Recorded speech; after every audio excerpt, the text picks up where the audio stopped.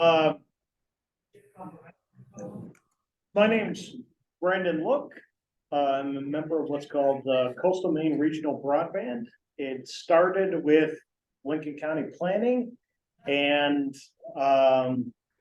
we were asked, Mary Ellen's been working on this project for a long time. We were asked to help coordinate between three counties, Knox County, Lincoln County, and Sagadahoc, and felt a name change would be a little more approachable than just saying Lincoln County. So hence Coastal Maine Regional Broadband. So what I'd like to do right now is just go around the room and please introduce yourselves. We'll make sure to get everybody who's on the Zoom line as well. Just introduce yourselves, tell us what group you're with, or if you're here independently, and a little bit about what's going on with your group. So. Okay, I'm Mary Ellen Barnes. I've met a few of you in the past few months, past year. So I work with Lincoln County Regional Planning Commission, and we were asked by the state, or encouraged by the state, if you will, to work with Knox and Sagadahoc County in a 3-county process. So it's a very exciting opportunity for us. We have been doing work in broadband since 2013, 2014, something like that, mostly to try to get fiber or something or better cable to our towns in Lincoln County. So we bring a little bit of experience here. So we're very excited now to be talking about the other side of broadband, which is the use of it and the digital barriers. My name is Carrie Kemper. I'm the county administrator for Lincoln County. I work with Mary Ellen, and when she originally proposed that we apply to become a regional broadband partner, I thought, oh, I'm already for this. But really, what the goal of this initiative is to not only reach out to the communities that need help connecting, but also reach out to the people and find out what their barriers are. So we're looking for input from folks, whether it's connection or the pole to their house they can't afford, or the monthly subscription they can't afford, or the computer they can't afford, or the training that they need to use all of the above. We're looking for input for that so we can identify those barriers and then translate that into a digital equity plan that will be combined with the states, and hopefully we can be funneling some of the BEAD grant money that's coming from the federal government into some of those needs and barriers. So we're looking for a lot of conversation today. If you have questions as we go along, please let me. We want this to be interactive. Yeah. We're looking to you because you are the expert. You are the expert in your neighborhood, in your home, in your community. Now you're part of this regional process. Welcome and thank you for coming. Thanks. My name is Mary Ellen Bell, and I am the chair of the Bath City Council. And feel like I've been doing this kind of crash course on broadband recently. And I'm really looking to see how we can serve all of that broadband. I'm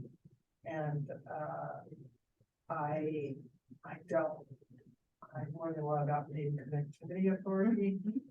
So I'm trying to figure out how all the pieces fit together, and I'm especially having a lot of questions about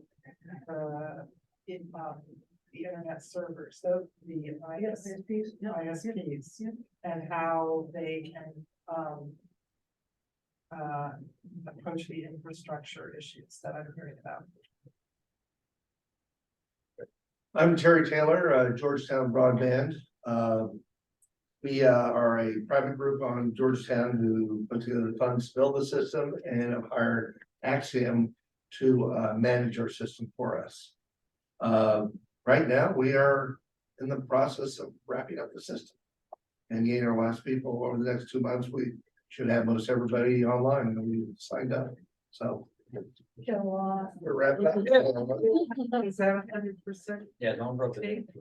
No, we will probably be at 68, 69. We are in front of every door though. Welcome.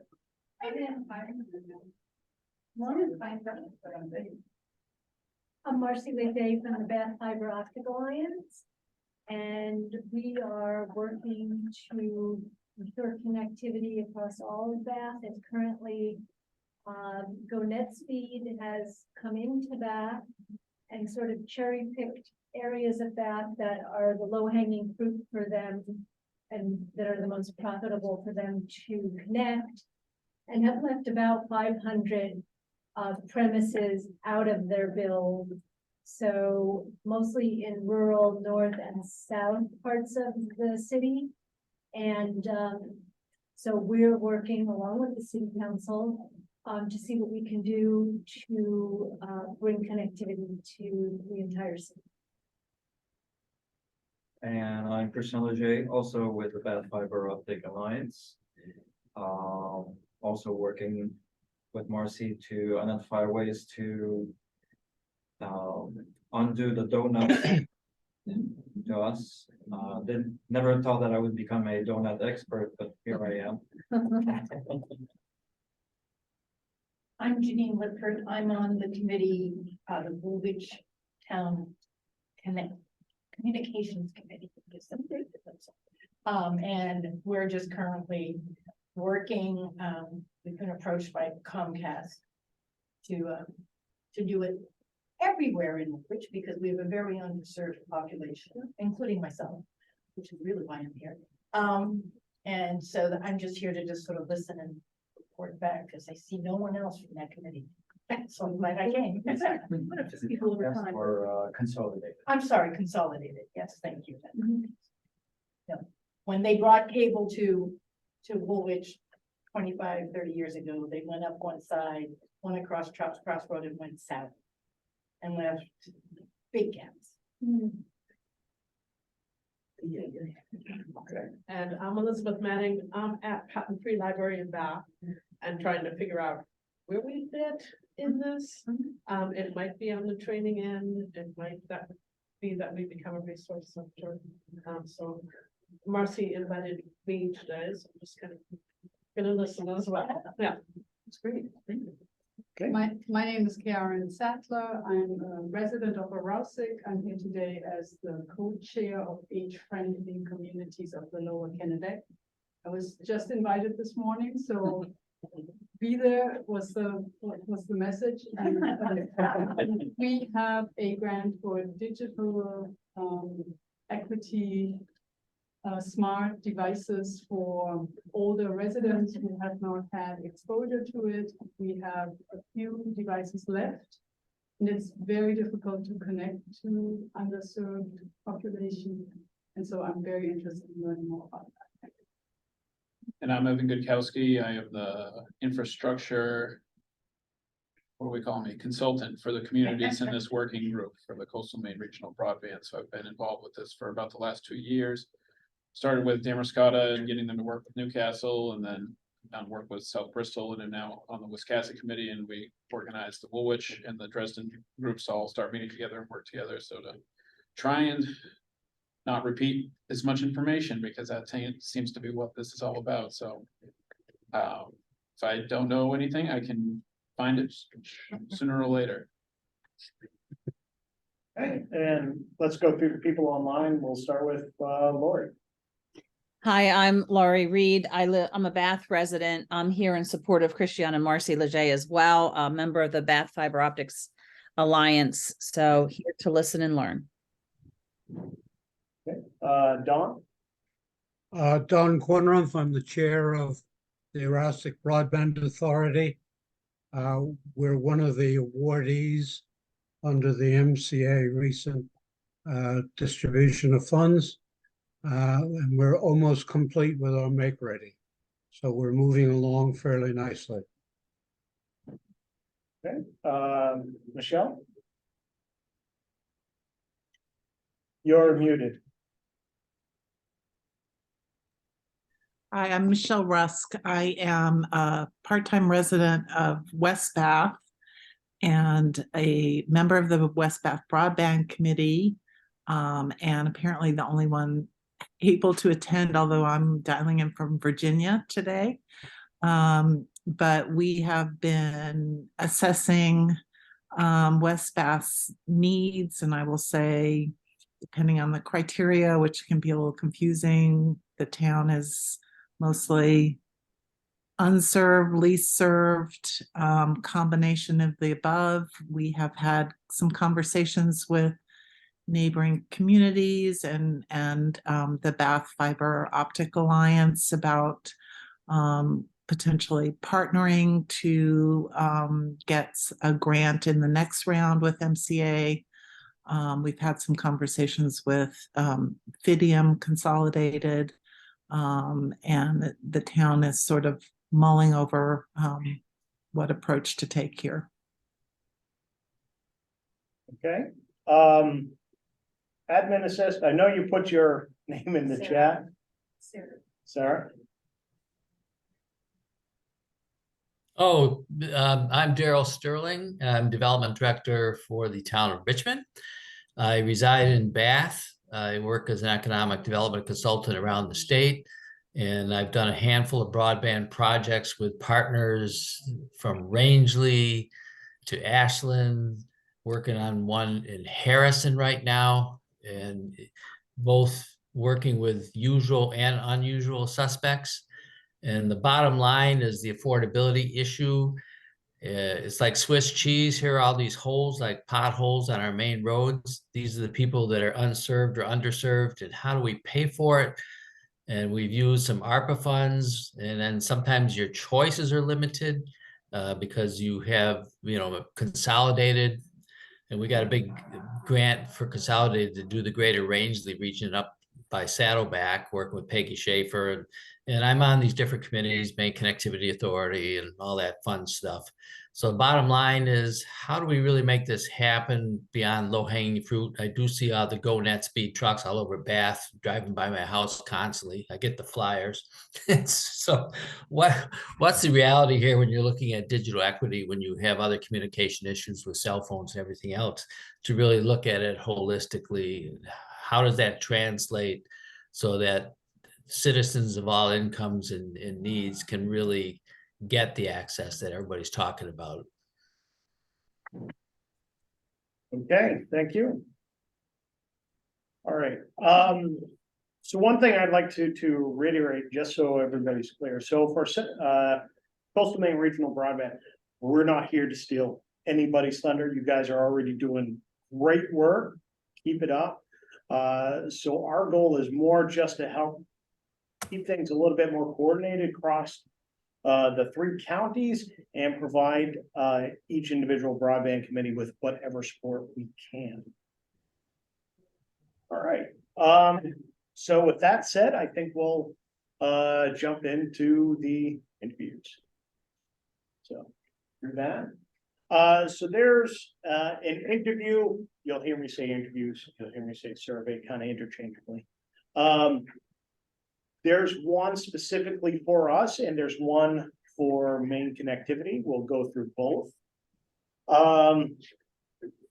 Everybody's got a copy of the survey. I don't know. Would you bring it up to people in the Zoom call? So we'll take a couple of minutes and go through this.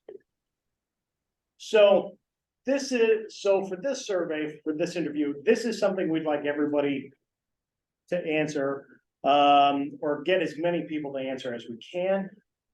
This survey is what we're primarily using for us to write in a grant proposal that's due at the end of April. So this is the primary one we're going off of. And this is similar to what's going on all over the state. So the idea is to interview groups of folks in your town, and we can talk about how that might work out, so that we actually understand exactly what the barriers are, and that gets translated, we hope, into a budget for figuring out how to solve this.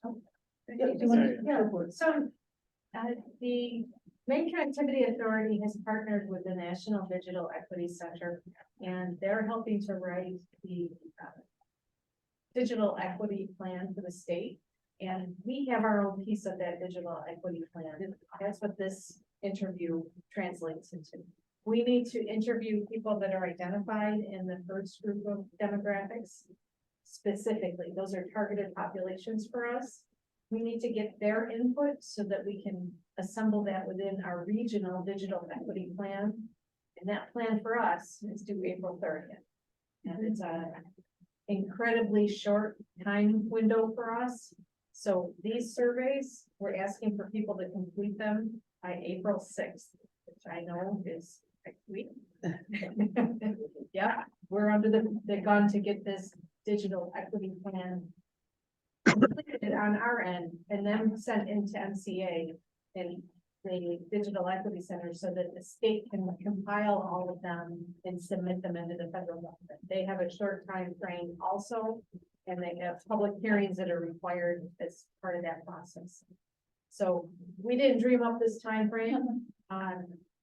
It's been imposed upon us, and we're going to collect as many as we can. And some of the things that we've heard at previous sessions is we've been surveyed to death. And we're not going to get people to fill these out because they're tired of filling out broadband surveys. And our response to that is do the best you can. Take them to your book club, take them to church, take them to your neighborhood meetings. People who are saying that, what surveys are they referring to? They've been doing their own within their community. For example, last week we had somebody from the town of Union. They surveyed everybody in the town in hopes to apply for McMain grant way back. And the people that they've been reaching out to are tired of seeing them and not getting internet. Yeah. So we don't expect you to fill out 100 of these or to make 100 connections, but if you can fill out a handful, get people to fill out a handful, submit them online. We've got a link on our website that Brandon's got that he's talking about now. We know the reality of how much time it takes to get people to fill this out. We made it as easy as we could. So, the one nice part about the time crunch though, is you can tell people, well, unlike previous surveys that kind of get dragged on. This one has immediate feedback of, we need the survey as quick as you can, preferably by next week. A regional report will be made by the end of April, and that will be going out and folded into the state grant, which will be going out by July. So there's a time crunch on our end, but there's a quick turnaround to see how much we get back. All right, Is this available electronically? yes, so hopefully, I'm pretty sure Mary Ellen sent everybody a copy. We will be sending out copies to everybody. Email you again. Well, I was gonna say, I think I've seen it. It's also on our website. So we've got, everybody will get a Word copy. I've got a standard PDF, I've got a fillable PDF, and we've got a Google form. Can I, Yes, so this broadband equity plan is gonna have multiple facets to it. correct.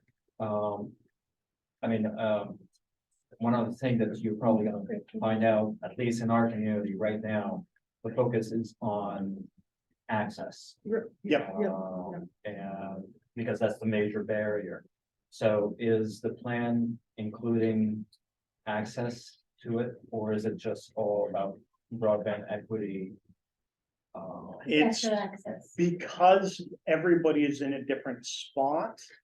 It's going just out of necessity. It's going to have to be all encompassing of where each, we'll break it down by region and town as best we can.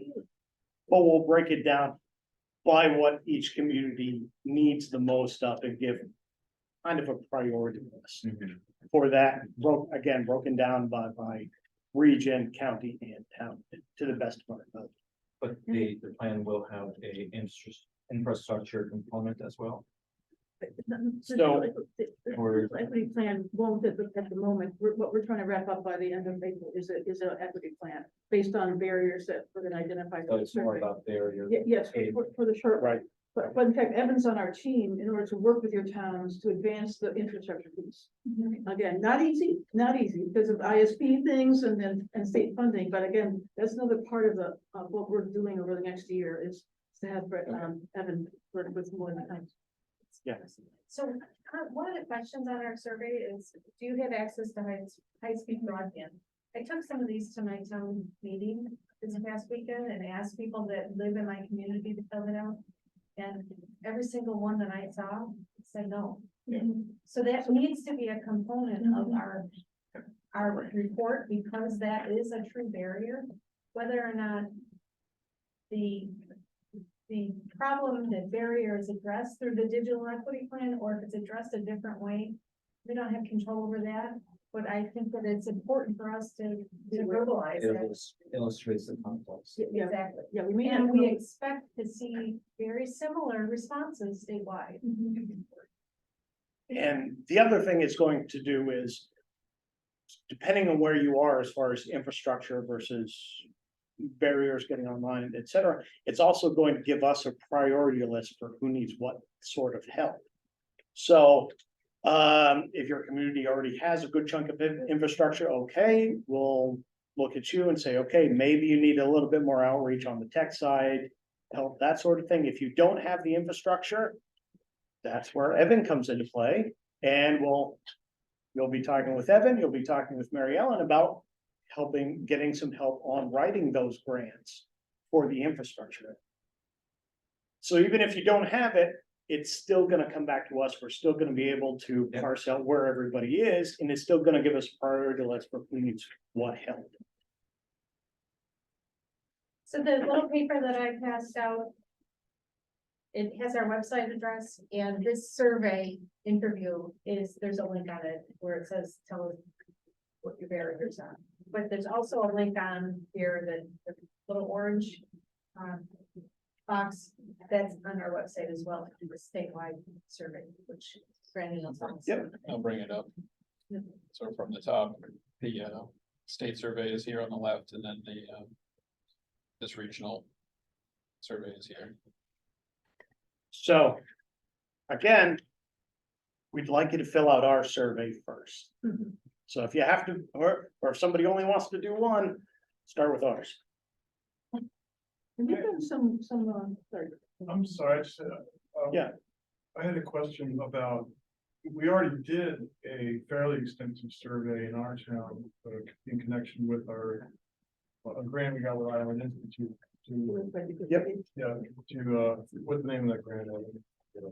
Whatever that grant is. Planning grant. Planning grant.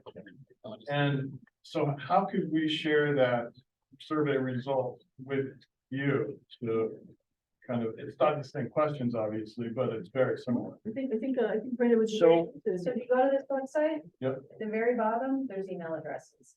Okay. Connect So with these folks. If you can email whatever data you have to Mary Ellen and myself, I'll take a look at it, and if it's usable, I'll go through. Some of the questions will undoubtedly be different, I'm sure. Yeah, yeah. But anything that's usable, I'll take into effect. And of course, there will be a little bit of a time frame difference depending on, when you guys did this. But yeah, please forward that. It's very helpful, and we've got several other towns also in the same boat. So we have two surveys.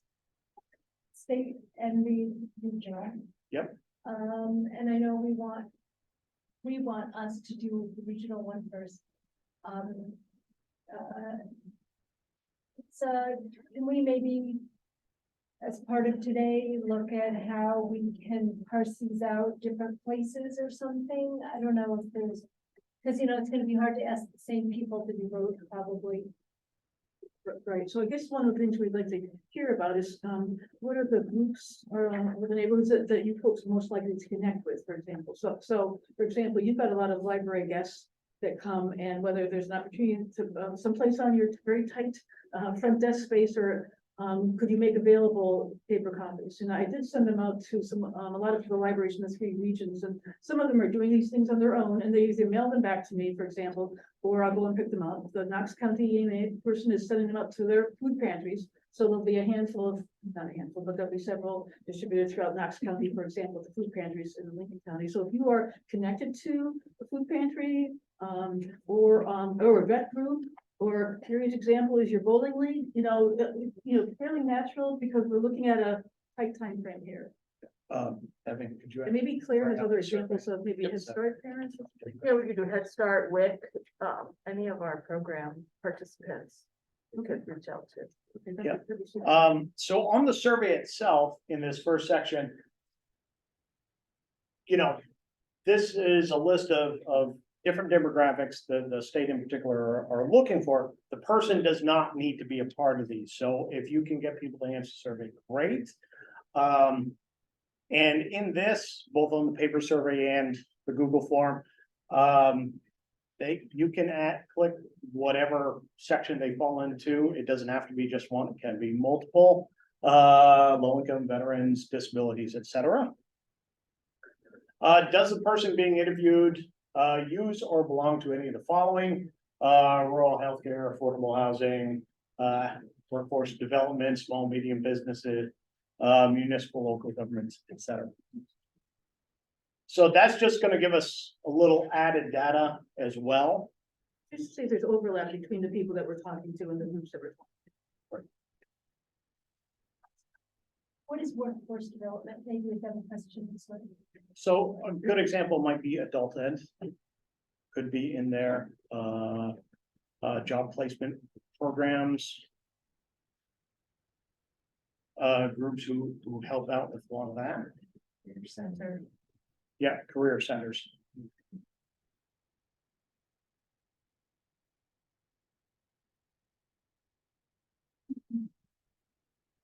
All right, so we'll go through the questions real quick. And one of the things I want to point out for all of these questions, if a person says, I don't know, that is a valid answer, and it's something we definitely want to know. Is there broadband connectivity where you live, where you work? And these are all short answer. So quick yes, no, but again, they say, I don't know. We need to get some information out there. Do they have it? Do they not have it? Do they just not know?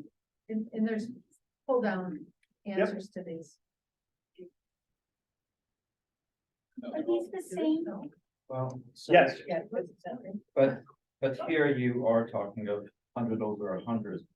So I think you may have pulled up the old one. Yeah, this is the old version. Anyway, there are pull down boxes in the current version of the survey where it says yes, no, I don't know, it's streamlined to make Just it. go to the. when it comes to the definition of what, here, the definition on paper is of broadband is 100 over 100. In a lot of people's mind, broadband is all over the place. So, Right. so this is what you're using, That's what the and that's what federal they, government has asked us and to use. this is what they would see on the latest Yes. question. We'll just revise this a couple times, sorry about that. Same thing, no drop downs. Yeah, it's a little bit different. We'll go Okay. through.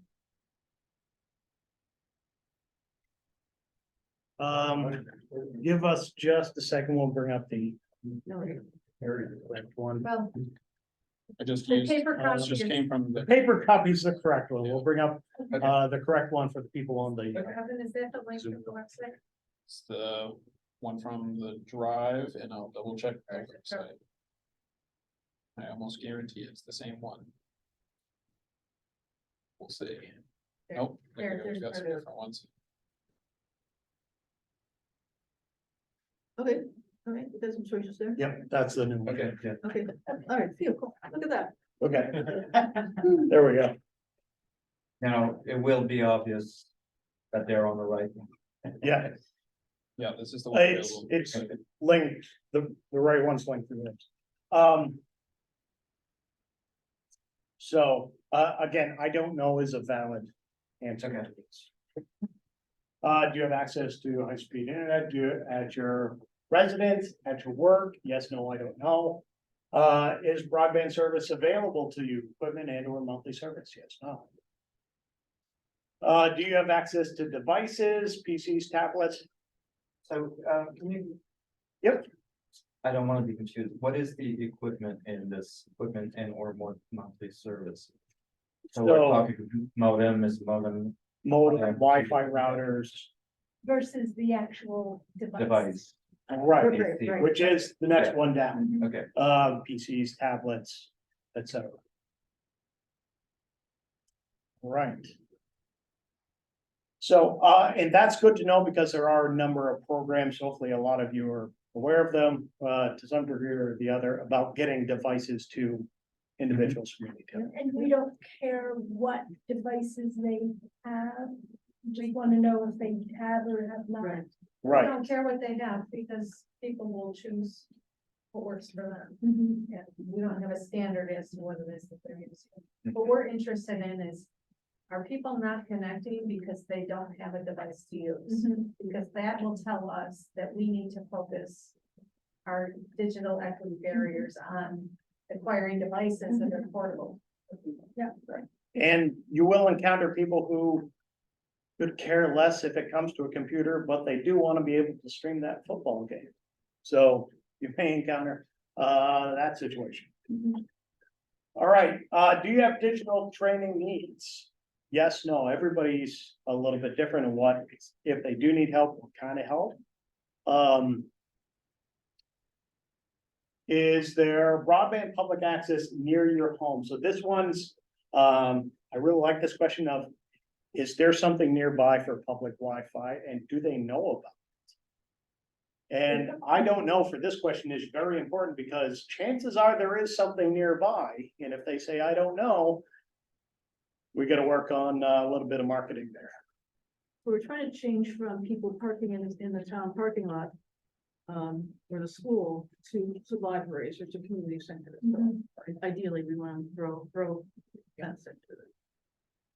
Right, and that would also help if they don't know, we can, you know, maybe funnel them towards places such as libraries who may have a help desk. All right, are technical support resources available to you and are they affordable? This could be anything, it's pretty open-ended. Does this mean software help? Does this mean building a computer? Is this setting up email? Is it wiring fiber to your house for the TV and Wi-Fi? So it's open-ended on that aspect. It also, is it affordable? And again, I don't know is important. All right, what barriers exist? So click all that apply. So they can go through if any of these are an issue. We're kind of asking people to a second time through. So one sense, this is another opportunity for people to let us know more specifically what their issues are. But after we've gotten them to think about it for the first few questions. So one sense it's a duplicate in some sense, but sometimes people take a while thinking about what are they talking about? You know, what are my barriers here? So This is intended to take you 5 minutes. We're not looking Yes. for a research Yeah. paper, we're looking for your spontaneous answers, just so that we can start gathering as much data as we And, you know, at the problem, or at the bottom, you know, whatever is left. Now, there are a couple of things where people may not be aware of their own digital needs or what's coming down the pipeline. I encounter a lot of people who are not necessarily familiar with, say, telehealth, but a lot of hospitals and clinics are slowly switching over it, unless it's a case where you physically need to be seen. A lot of clinics are going to telehealth services. So that's something that a lot of people are not necessarily aware of and may need brought to their attention. So you may want to do a little bit of probing if you ask. Yeah. I saw on the end of the survey, you said submit. I do know, we have about 350 people who've now become customers for our broadband network. Many of them are not online. Right. They want to be online. And the problem is you can't get to them as easily if they're not online. And we've gone to a direct mail campaign this last month out of desperation because we couldn't contact a lot of them.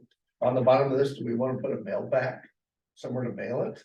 We physically hand it to them. I mean, if they're lacking computers, they're lacking training. We could. It's due April 6th.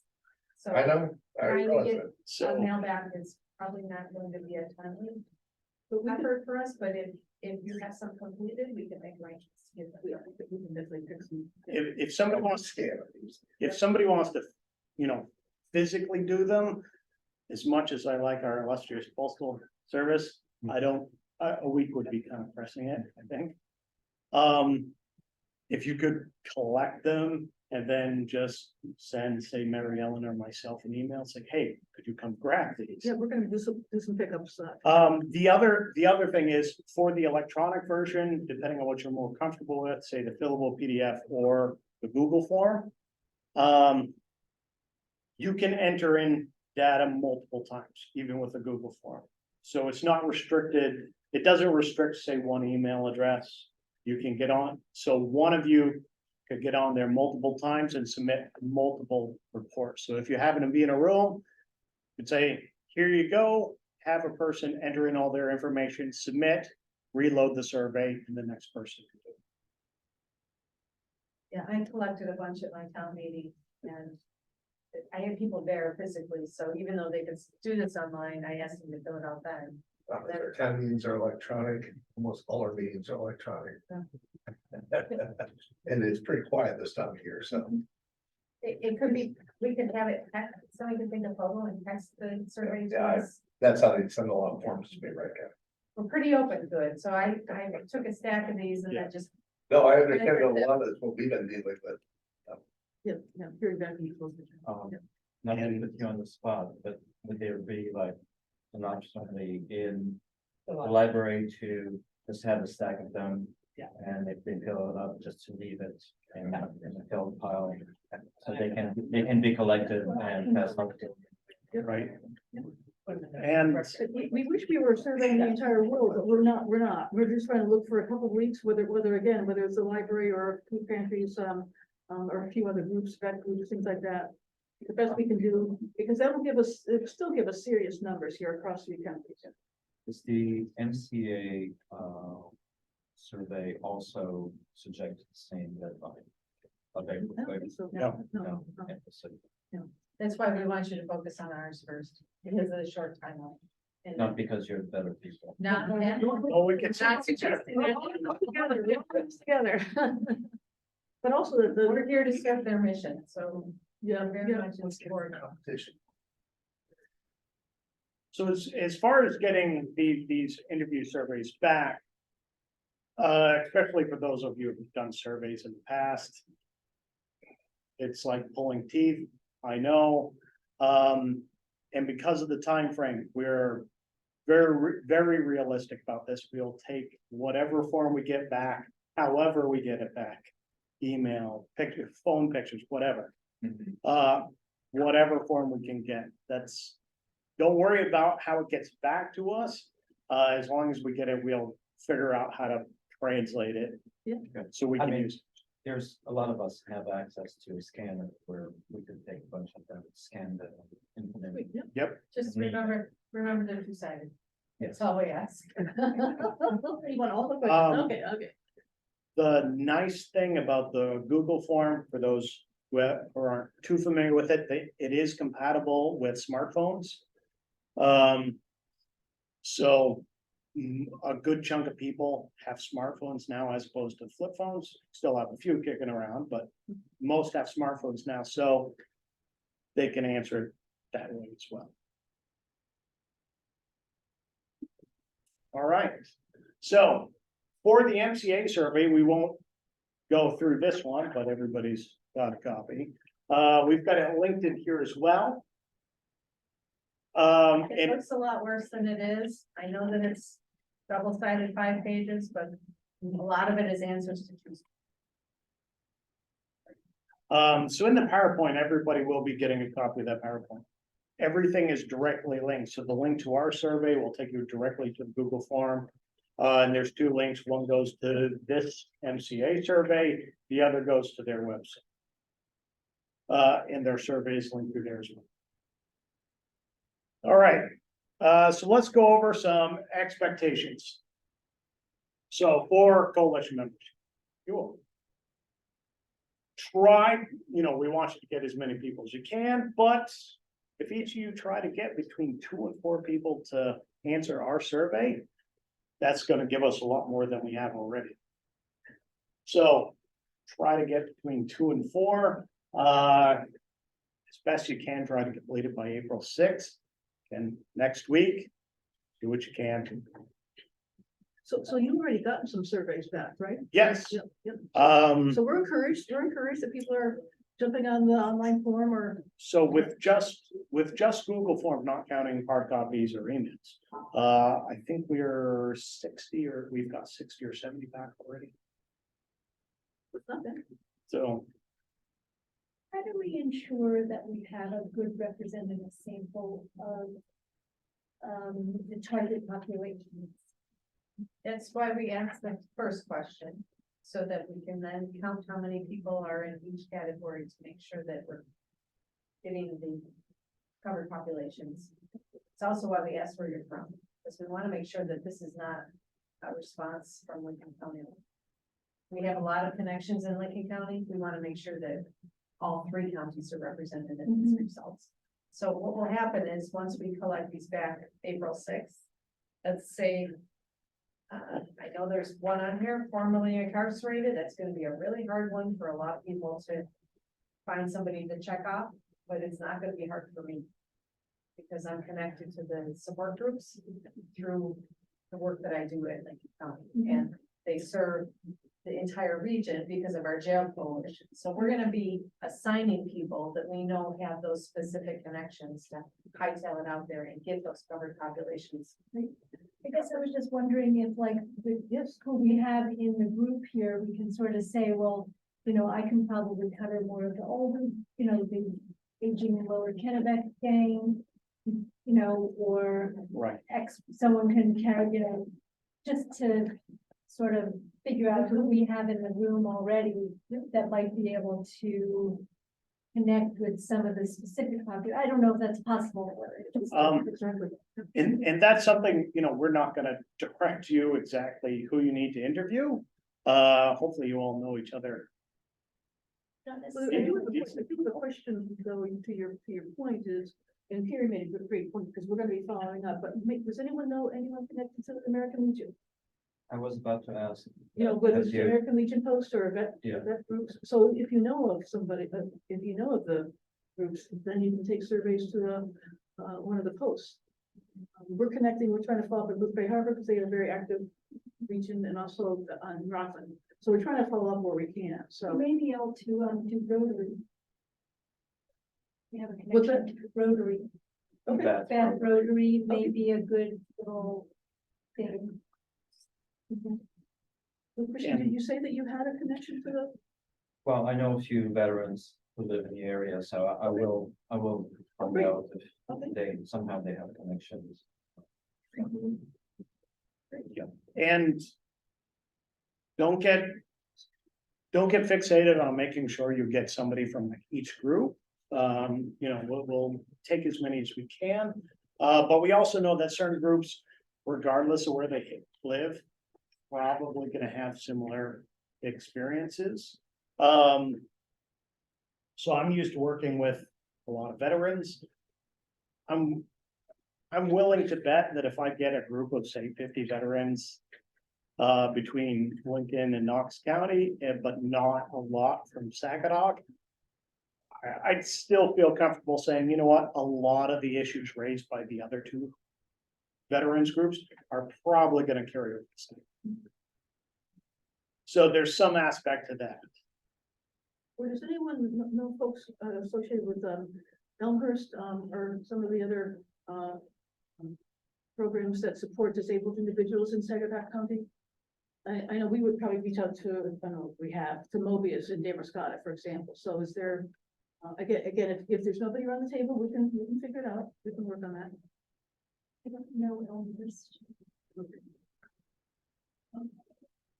Okay, All right. well, kind of get back to our previous slide for just a second.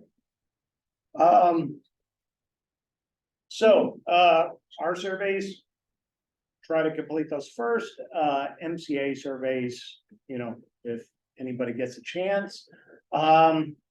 if any of you have any questions, comments, concerns, ideas, please let us know. If you come across anybody or any demographic we haven't necessarily reached out to, or you say, hey, I know this person in this community, they would be a great resource for you. Please let us know.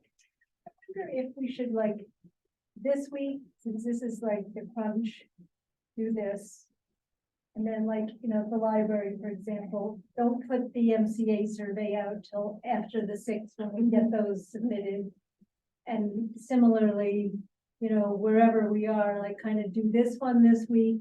And then after that, kind of focus on the, and I don't think we have a lot of time for the MCA survey either, right? I think that, I don't know what the deadline is for that. I would imagine that's gonna be at least until the end of April, because that's when our digital equity report is. But I'm just wondering if we should sort of stagger it so that we aren't like saying to people here, fill these think you're things out right. that feel exactly the same. I think you're right, yeah. Yeah. Does anyone connect to the Bath Senior Center? The activity center for seniors in Bath? There's another counselor on the Bath City Council. But Is this Phyllis? Yeah, and Phyllis is part of our group, so I could ask her. Is Phyllis on your? Yeah. Okay. Thank you. All right, so expectations for us. So starting next week, we'll be compiling all the data we receive from these surveys, from these interviews. We're going to create a report showing community capabilities and needs across all 3 counties. We'll do as much of a breakdown as possible. That will be reported to MCA May Broadband. So by the end of April. All right, and the timeline for that is we'd like all the surveys in by the 6th. On the 20th, we'll be holding a coalition meeting. So everybody we've invited from all 3 counties will be invited. We'll share out our report on the 20th. That way we've got another week. If we need any revising or if anybody's got any good ideas or last minute information. There's a good bit of work to do once we get the responses back, right? To build out the sense of the priority of the barriers, that kind of thing, and then to develop a budget. Because I think that's part of the plan that has to be submitted. So there's a good bit of work to do. So. All right. Question. Yeah. With regard to the report. Will the report incorporate other touch point besides what you're leaving from the survey? I mean, many of us here have contact with different communities that we might find it difficult to get them to fill out a survey, but observation over some years, we know that, you're seeing a lot of people in the library, you've started to know who is coming in the library, who's using. So you do have historical observations about what's happening in your community. Is there an effort to incorporate that context to it? We haven't yet, only because we don't have the time to do that right now. Because So we've been tasked with focusing On just on the digital equity plan. And then we have the rest of this year to continue on with the work. no, well, I guess I meant that it would be it would be data that might be useful In the to build a plan. Even though We'll it's. take as much as we can get. some of this is going to be, very dependent on who get to answer the surveys.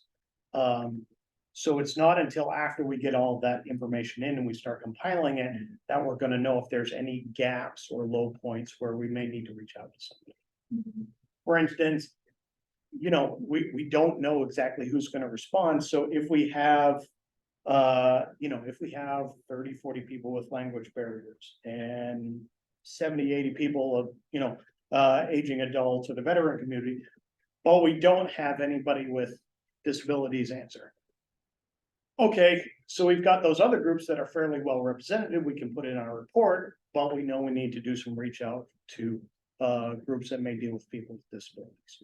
So in a case like that, the data is going to show us where that gap is. We can reach out because we have, between say the 6th and the 20th, that 2 weeks, to reach out to people in those groups.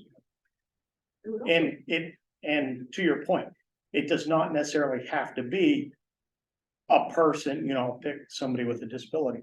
It does not have to be somebody with a disability. It could be somebody who's in, say, a support group and sees those barriers on a day-to-day basis. Could I ask a question? This is Michelle from West Bath. Are you planning to have sort of an overview discussion with each of the towns? Because I'm thinking, if you ask the broadband committee in West Bath, do your residents have broadband? We could say no, to the extent that we only have Comcast. It's not 100, we don't have broadband, and you would get some big picture confirmation of the sort of spotty survey answers you're getting.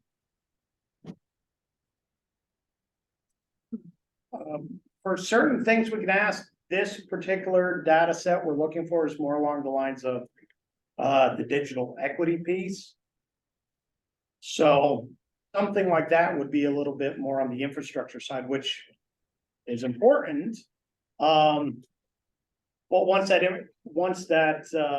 infrastructure is in, we still would need to know the information of, are they going to need devices or tech help, that sort of thing. So it helps a little future planning on that side.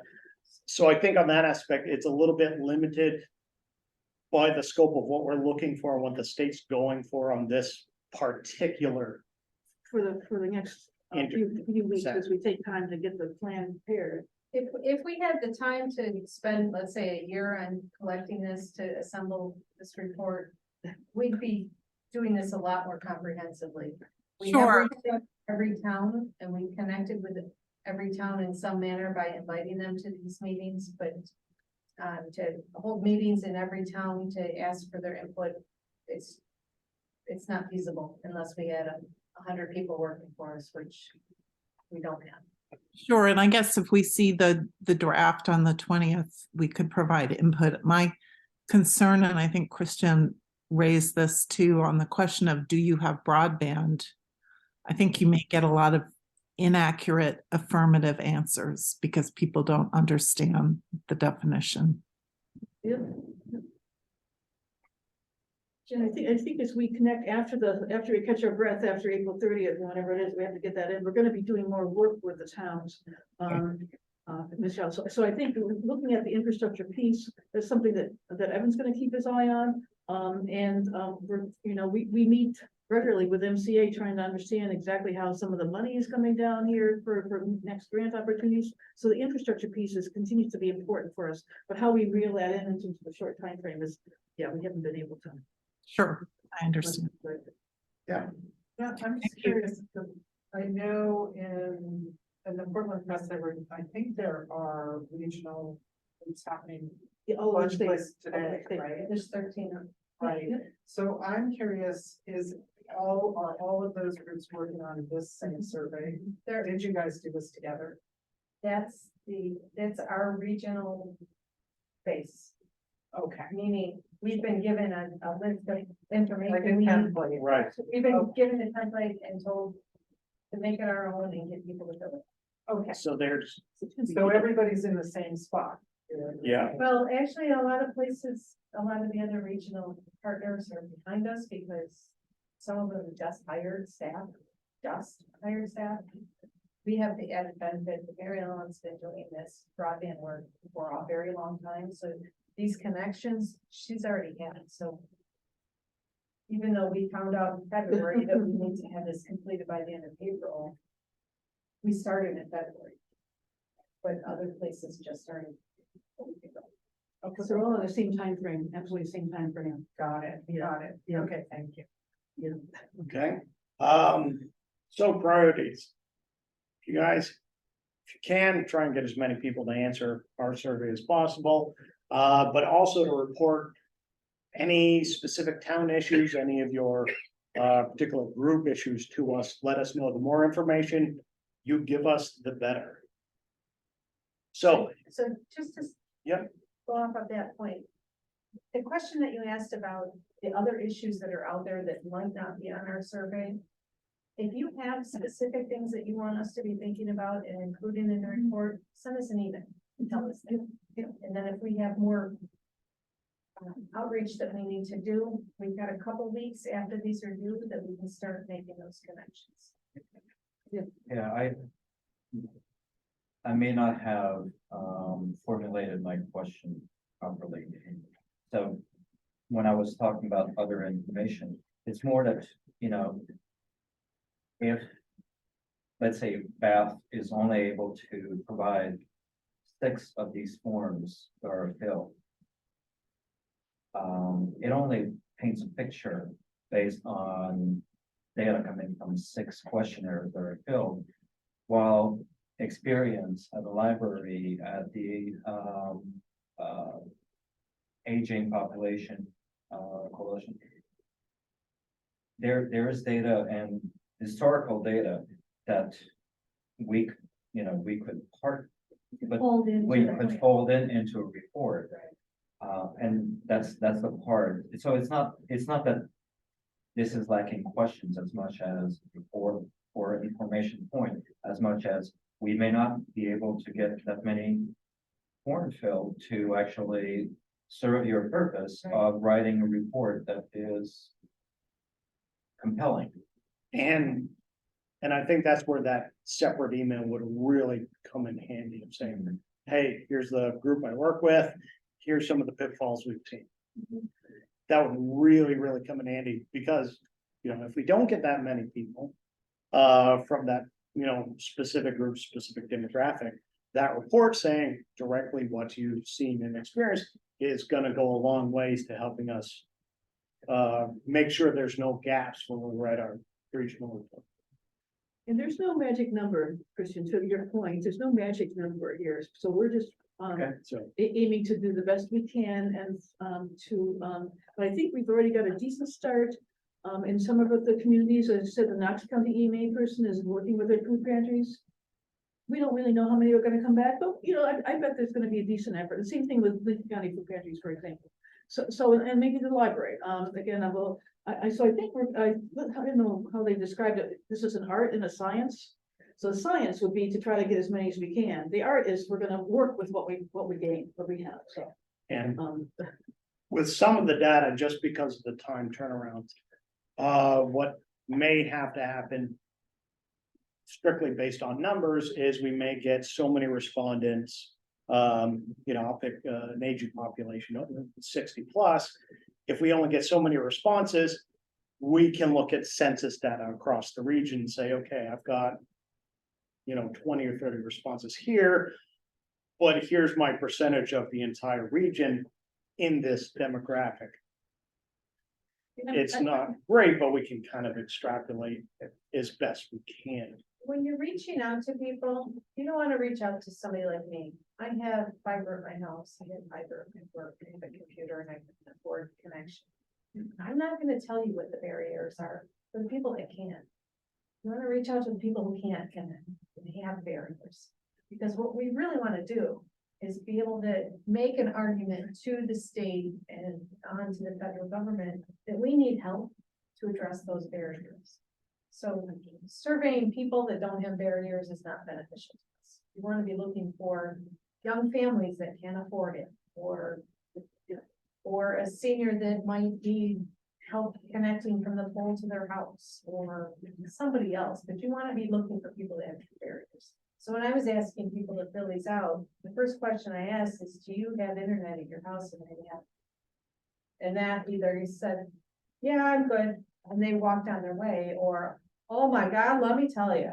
And I got an earphone. So those are the people you're looking for, is the ones that really aren't right now. And not just because they don't like Comcast or they don't like LCI in our rooms or our area. It's the people that have barriers that need help addressing them. Right, so gonna open the floor. Is there anything you guys would like to chime in about as far as, you know, specific barriers or insights or? question, which is there a way for us to catalog what exists in the county in terms of resources? Examples, keep coming back to you, Elizabeth, but like the Patton Library is already doing quite a few things, which is wonderful. But what do we know about what we have that can be used and then build on that in your plan to have additional resources? You know, That's another step of this process for us. It's an asset inventory. We need to identify where there's community Wi-Fi or where there's tech support available. And once we get this report behind us and we can start focusing on the asset inventory and those barriers, then we can start coming up with a plan. Do we need to offer classes in this county? Do we need to offer tech support in this neighborhood? What are the resources available today? And where are the gaps and how do we address them? And then how do we let people know about them? Because if the resources exist and they don't know, then they don't exist. So yes, that is part of it. It's not phase one, but it is coming.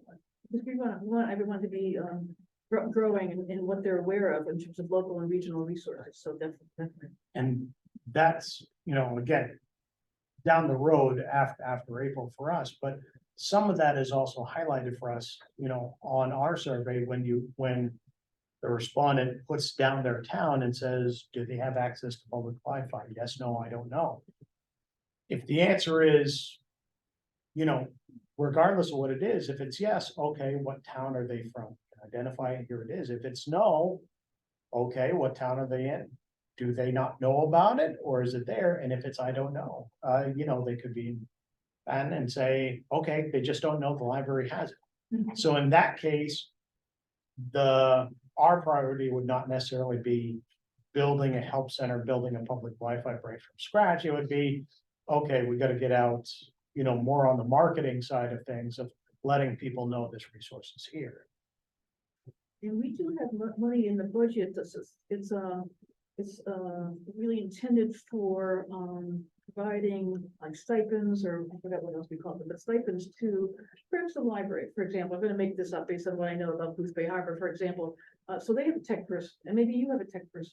Well, could our funds supplement the salaries that you have, for example, or supplement the purchase of a new computer or something like that? So there's stipends that we want to put to work at the local level, and we would need to get sort of through an understanding of what folks have. So and those are dollars we already have allocated to us that are not reliant upon getting this survey into the BEAD grant. No, maybe you go out to the senior center one day a week or half a day a week or something like that, and here's some dollars to help with that staffing. And that's just an example of that. Is the YMCA or the school RSU plugged into this effort? Should they be? I don't involve the school so much, partly because they have a lot of fiber. I mean, they have a lot of connections, if you will. I think the YMCA is on our invitation list, so we'll probably follow. So there might be another site. I don't really know, making it up again, whether in Bath or Booth Bay Harbor, there's an opportunity there to add a public access desk or to have some staff being helpful. In Woolwich, there is no real, Woolwich is a partner in the Country Library, but there's nothing in the town's borders, within the town's borders. Okay. To like a place to go to get Wi-Fi or to use a computer or whatever. Okay. Or any groups to engage to find people that need help with training. Okay. So I'm just wondering, I thought that maybe the Y or the RSU might be a vector into the homes of families that have people that live there with that help, that aren't the students necessarily, because they're all squared away probably, but the parents, the grandparents, the next door neighbors. right. That's kind of why we went to the towns, because we already have the relationships. A lot of the schools have those relationships. So, Krista, so tell me, we met with Patrick Manuel, who is the superintendent of RSU 1, and we can ask him if there is a angle, or, but to your point, he may only be connected to the kids and not have the connection to the households, but maybe there's something, so we can ask. Sometimes there's a connection between some of the smaller schools, whether it's Georgetown or South Bristol, where they're smaller schools, and maybe they do have a community room or some kind of community center, or not. But anyway, there's more for us to discover. There's more for us to discover. Yeah, it comes down to when you're rural, it becomes very difficult. Yeah. Because the yeah. people you need to contact, ones especially that don't have it, are usually some of the most isolated. Yeah. Whereas the perimeter of the islands, all of the 52% of seasonal people on our island, they're all getting broadband. Yeah. No, I know it's a It's a real challenge. dichotomy there. I appreciate your point, Tom. I appreciate your point. All right. Could I ask a question, please? You're saying, bro? Go ahead. Right, Don Corner from Arousing. The basic purpose of the questionnaire and whatever, is that primarily to help MCA direct their investment of grant funds? Or is it more local, the county or even towns to direct money to specific needs? I'm not clear on what our overriding purpose is here. So our survey, the Coastal Maine Regional Broadband Survey, that's being put forth in our proposal to cover the 3 counties. As far as digital equity is concerned, not necessarily. Sorry, your proposal to whom? Our proposal goes to MCA and the state. So basically, Right, and the end result, hopefully, is money from MCA to support the financial needs that you described. Correct. So Okay, we have to come up with a digital equity plan for our region, which is then submitted to MCA to compile with all of the other regions' digital equity plan. And within the plan, we need to address barriers and come up with an estimated budget on how to fund those solutions to those barriers. And then MCA will take all of those regional plans and create a statewide digital equity plan to submit to the federal government under the BEAD grant. And we're hoping that we have a very robust argument that we should get all of the federal money, which I'm sure other states will have something to say about that. But as those dollars get allocated state by state, we want our regional plan to be strong so that as the BEAD money gets distributed to the regions, we can then take those dollars that are allocated to this region to address the barriers. Mary Ellen, what are we expecting from a timeline standpoint from when funds would actually be distributed?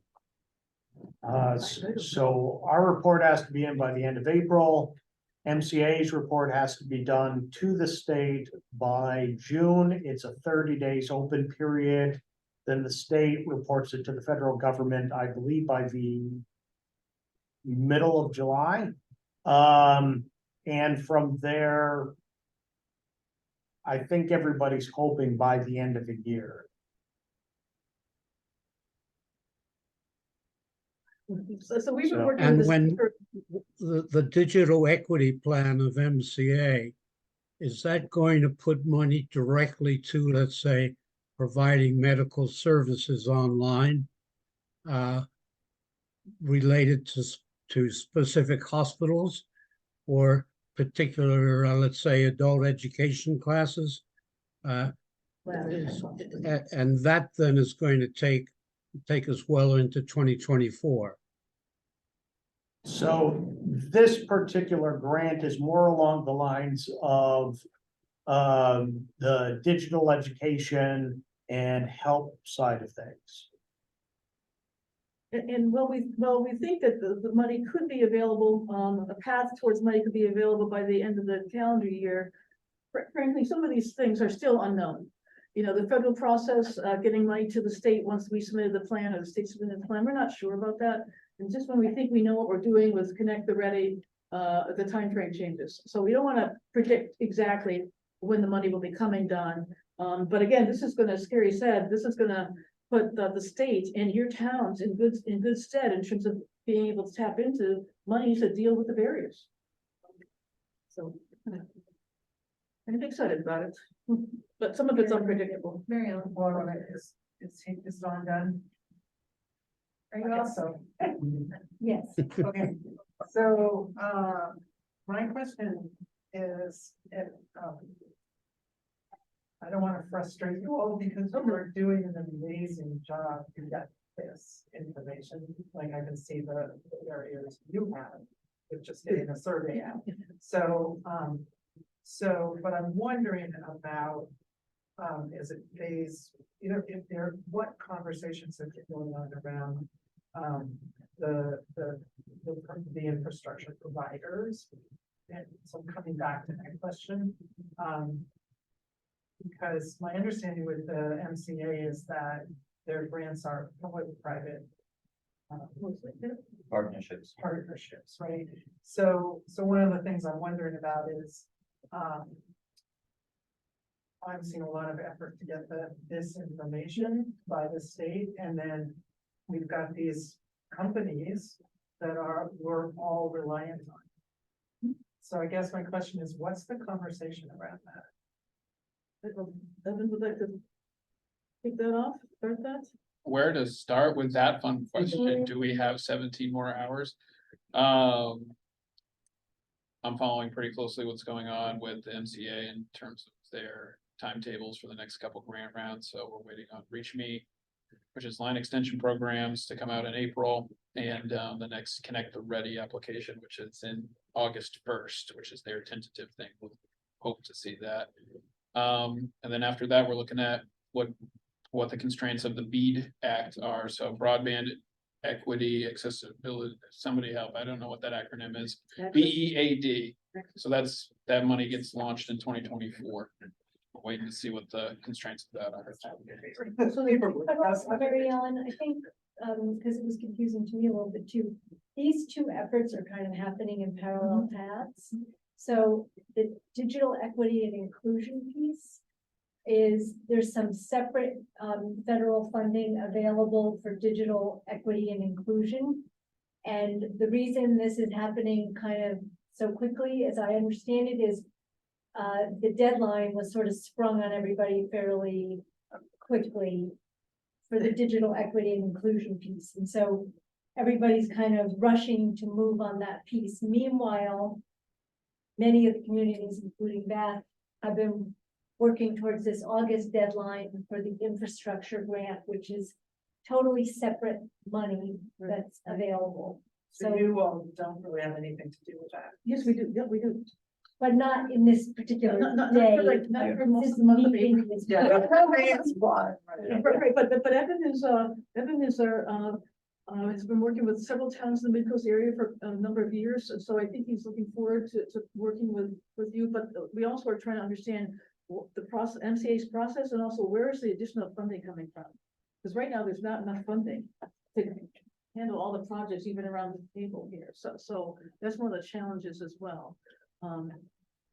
So again, we're not ignoring that because it's just it's what's been fired up most of our committees in Lincoln County is really getting that infrastructure. So, But I mean, that's the private, that's GoNet speed, that's video, that's correct.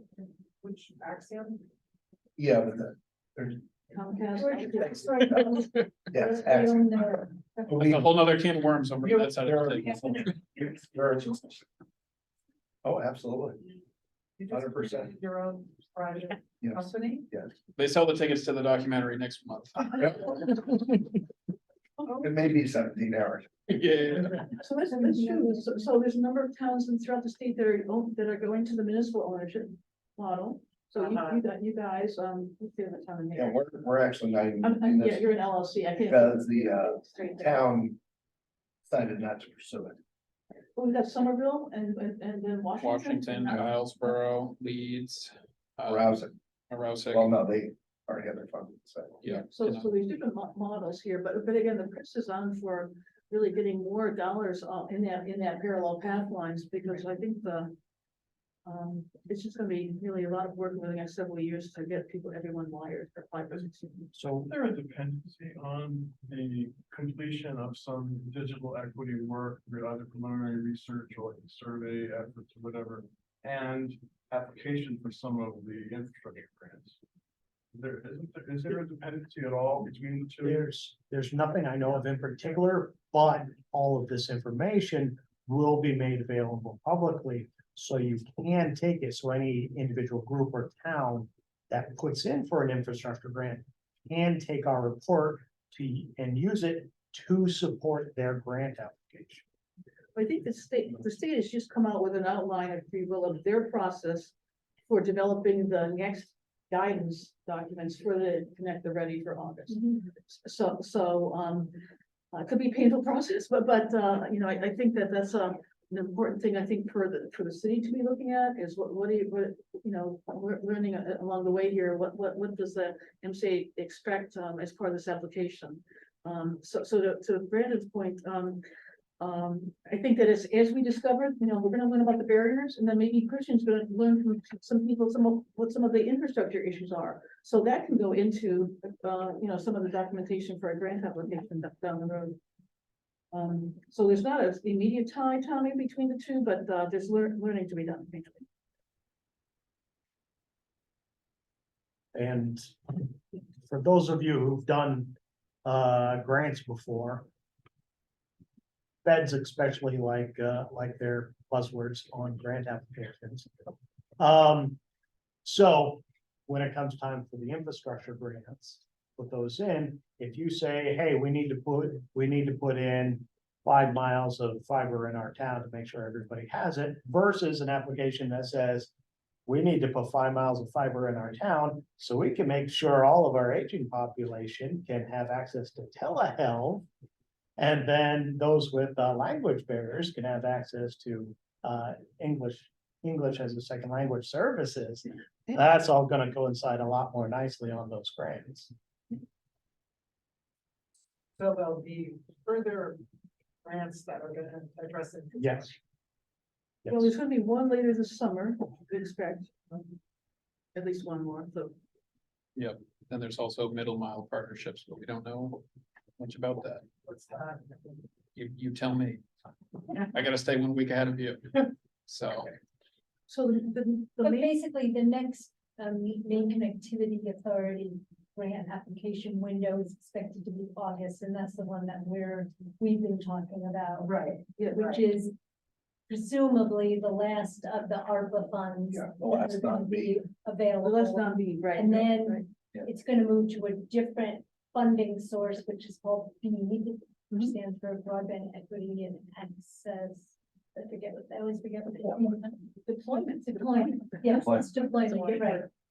Which is, And those are gonna be a little more restrictive in that those BEAD grants favor people who have either no internet connectivity right now or completely lease serve, which is they have only 25/3. So they're gonna first spend money on people who have no connectivity on communities, and then slowly build to communities who have less connectivity. So that is expected to be a many-year process moving forward. and we're using the term unserved and something. Underserved, unserved, least served. Which are different federal and state definitions. Yes. Just to make it a little bit more tantalizing for. We do recommend, aside from having Terry's phone number, we do recommend that if people have the time, that they actually attend the monthly meetings of the Maine Connectivity Authority. If folks want to be paying attention to watching paint dry, but again, or what is it called? Building this airplane while you're flying it. It's interesting stuff. It's a new state agency. They're investing a lot of funding in doing this smarter than we've been doing over the last several years. And so I would recommend that perhaps among your committees that you designate somebody to go to these monthly meetings. And then, of course, there's more than just one. I have. There you go. So get that man's phone number there. No, Please, Carlos. please, so they say that's not good there. I'm gonna even pass that one. We'll see about Yeah. that. Board meeting. Now, these are all good conversations. There's a lot to learn about this subject.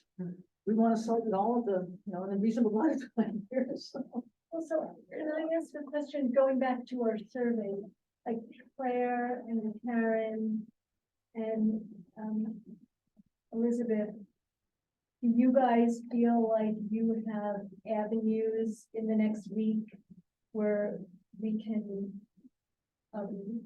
get these surveys into people's hands in some of these various populations? Yeah, I mean, we, here at MMCA, we can send it out to our WIC families, and we serve Sagadahoc, Lincoln, and Knox. So we can hit all 3 counties with the WIC population, and then Head Start parents. And then for people who walk through the door here, looking for assistance of any type, we can have the paper surveys at the front desk.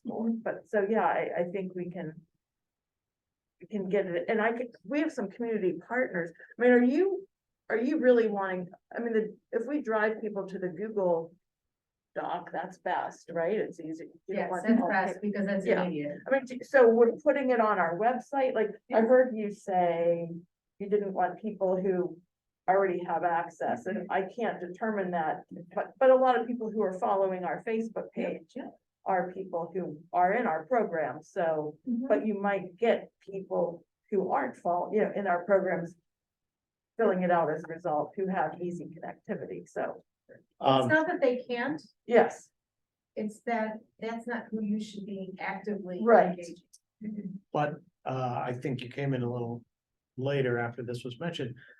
The Google form survey can be answered with a smartphone. Yes. So there's a number of people who may have a smartphone who can answer, who don't have That's internet at correct. their house, and they rely on public That's, I mean, most Wi-Fi of our or a phone. people that we interact with are, fit these, well, especially the Yes. parents, but, low-income families and formerly incarcerated and several others, but they interact with us on phone all the time, so they would be able So to. it seems like Right. if you could post the link to the Google Forms on your Yes. Facebook page, that would be tremendous. Yes, because it would cover those counties. Yes, yeah. But we can also direct text it to our WIC families and to our Head Start families. Okay, so that'd be fantastic. And if we get somebody that's not in one of those counties, We don't care. Yeah. that's okay. Yeah, it's all good, all good. No, it's good. It's just, So that's. I find it a little difficult to reconcile the fact that we're trying to get data on people who are behind those barriers Yeah. to use their Google phone. Yeah, could you please Which fill they it out probably don't online? have, You or they have probably internet? don't. That was exactly my. A lot of it, Some of them. Yeah. Like, Some have phone, yes. yeah, so it's phone. Everybody. take the Wi-Fi, phone yeah. selling. yeah, I have phone, but my internet is off. yeah, yeah. I put it out on my phone. But I complain about Verizon coverage, which is a whole other. Oh, no, that'd be fantastic, Claire. And then Karen, I don't know, like, what about your gang? Like, is there the same kind of maybe opportunities to? Well, the first groups that come to mind for me are Bath Housing and Hughes School, the management with us at Brunswick. And then People Plus has a volunteer transportation network. But it's so small in the Bath region that we only reach maybe 5 or 8 people. Okay. But People Plus could be an entry, and then Spectrum Generations and Meals on Wheels. They serve this area. If they put something into the meal bag, it goes to the home where someone lives who needs more than just food as a system. So, And they're already being targeted as somebody in our covered population. I'm Just by not being familiar with the plan, memorial, assisted living. Area that some, does anybody have? any- Plan home. Yeah, We don't have a special connection with that home, so you could reach out Yeah. to Yeah. the plant home, of course. You think Bath Housing is already doing something with some of their residents? All the senior apartments. assisted living. yeah, Senior apartments, Yeah. Bath Housing doing Yeah. their senior apartments, yeah, yeah. that'll hit that. Maybe it's- So Because they I are, imagine- I mean, a lot of them probably don't have I'm gonna confirm what that was, Deborah. Exactly what the- what- Well, what the- yeah, some of it may- Because they had a. maybe, So the Yeah, comments for for that. that. All right, I'll talk to about Deb Keller. Well, as good as our discussions are, the building wants to kick us out at 4:30, so we may have to wrap it up. But if any of you run across any more ideas, because we've had some really good ones in the last 10-15 minutes. If any of you think of anything else or have anybody else we might want to contact, by all means, send Mary Ellen or myself an email, and you can access that on our webpage, cmrb.me. If you want to Um, find funding for infrastructure. Evan's our guy. Evan's got a magic. That's right. Can I ask, like, this is like a question about the infrastructure, like, are there private, like, are corporations like that are gonna have a vested interest in this by making money off of telehealth, investing in the infrastructure? You know what I mean? Like, we're gonna build this infrastructure and then the world is gonna make a lot of money off of it, and why aren't they at the table? That's so, like, it's nothing you can fix, but it's just amazing to me that we're gonna do this, and then telehealth and all of this stuff is gonna come in and make billions of dollars off of the infrastructure that we work, like, to do paper surveys, you know, like, it's just. Just like the rural It's so crazy. electrification. Yeah, it's just crazy, like, it's so awful, like, that. There's parts to that, I'll kind of answer that one in a roundabout way.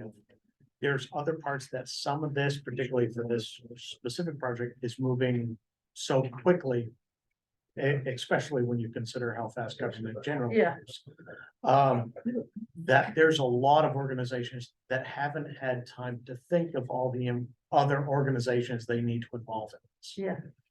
I'll give you an example, there's a lot of broadband organizations that haven't necessarily reached out to any of their emergency responders in the area, like how many committees have said, yeah, we should probably talk with fire department on this or the ambulance service.